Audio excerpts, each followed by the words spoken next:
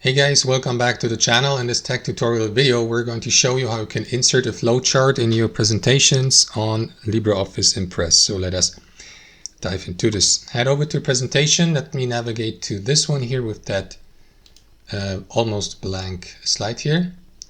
So I would like to place a flowchart here. You will find the flowchart menu at the top. Click into the drop-down menu next to it.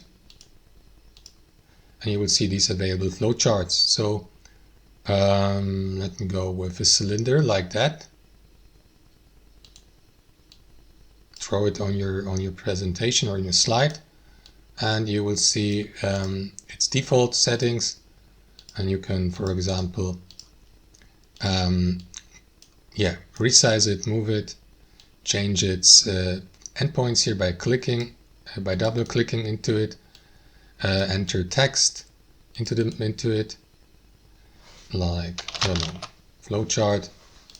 And yeah, that's it guys. Thanks for watching. Hope you enjoyed it, got some value from it, and we'll catch you later.